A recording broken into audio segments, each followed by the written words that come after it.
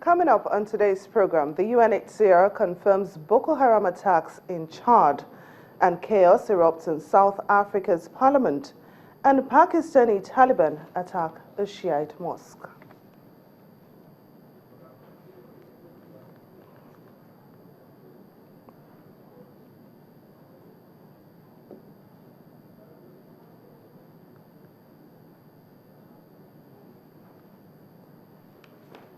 Hello and welcome to The World Today. I'm Temitope Fagbemi.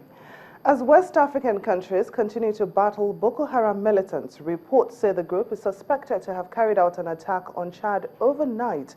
Now, that's the first such assault on Chadian soil. The UN Refugee Agency confirmed the attack in the village of Ngobwa, which killed several people, including a local chief.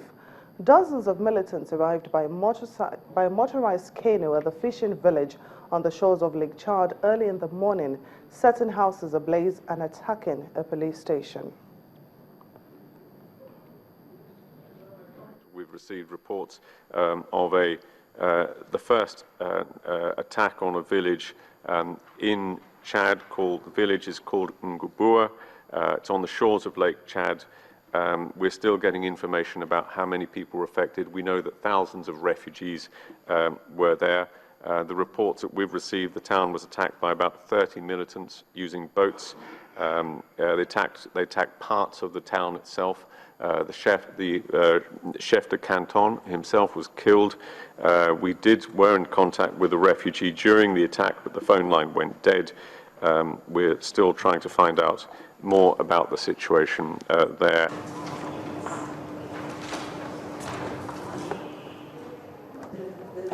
In North Africa, Egypt has offered to evacuate its citizens from Libya after Islamic State released photos which it says shows 21 Coptic Egyptians kidnapped in Libya.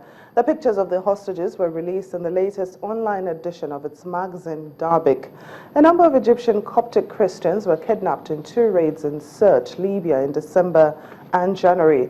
A statement from the office of Egyptian President Abdel Fattah al-Sisi said a special committee is closely following events in order to clarify the situation and learn the truth. There's been an uproar in South Africa's parliament after opposition members tried to disrupt an annual speech by President Jacob Zuma. The Economic Freedom Fighters, that's the EFF, led by Julius Malema, repeatedly interrupted Mr. Zuma, demanding answers over a spending scandal. The Speaker of Parliament then ordered their removal, which led to scuffles in Parliament. The largest opposition party, the Democratic Alliance, also walked out in protest at their expulsion.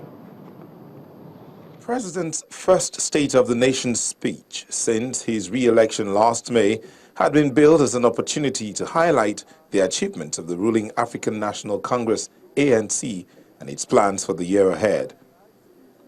But he received a hostile reception from lawmakers from the far-left Economic Freedom Fighters, EFF, led by firebrand former ANC youth leader Julius Malema, who started to challenge him about graft allegations. I'm rising on the point of order. Leaving the chamber, I'm not working for you. I'm not here on your invitation. I'm elected to be here. To leave no, I'm not going to leave. I'm elected to be here. President Zuma had barely begun speaking when EFF members began interrupting, demanding to ask the president about when he would repay part of a $23 million state-funded security upgrade of his rural home.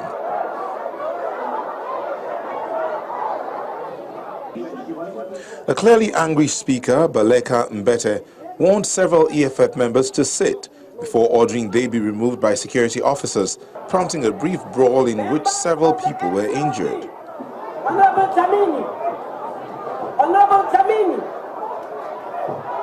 Take your seat.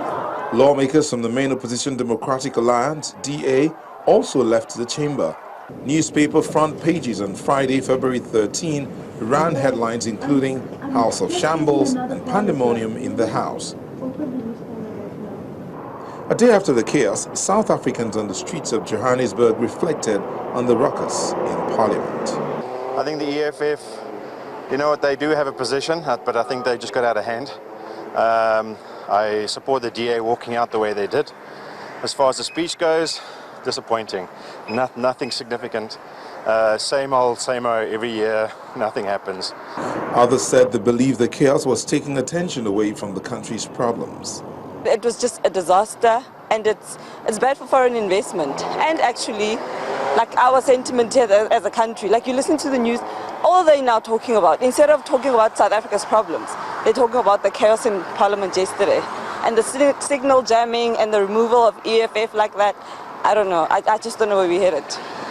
We should focus on the real issues, and I think that's everyone's responsibility. So one should probably not pay too much attention to what happened with the politicians last night.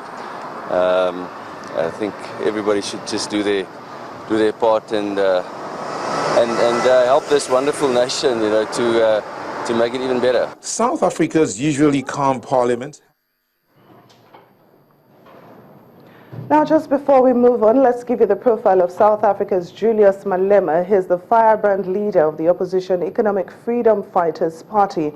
He formed the EFF following his expulsion from the governing African National Congress in 2012 after a bitter fallout with President Jacob Zuma. He has offended large sections of society, from women's rights groups to white farmers to his own political bosses, and he has been accused of racism, sexism and corruption, which he denies. But to his thousands of supporters, he's an inspirational orator whose aggressive focus on the rights of poor black South Africans make him the rightful heir to the soul of the ANC and the leadership of the country.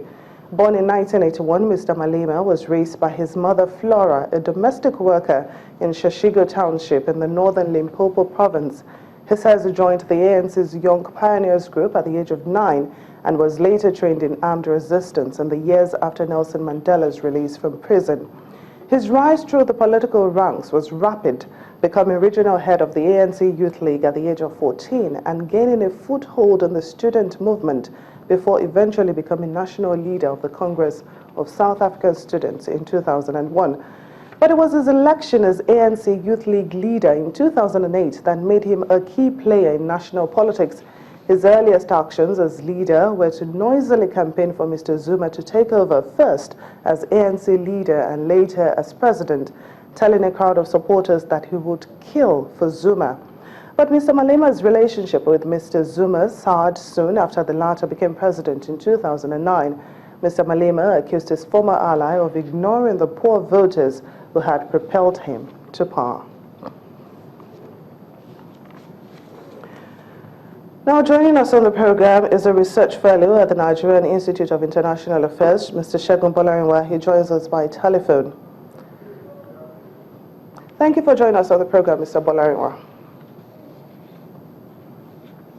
Well, as soon as we connect with him, we'll bring you that interview. We'll go on a break now, and when we return, 19 people die in a deadly attack on a Shiite mosque in Pakistan. Please stay with us.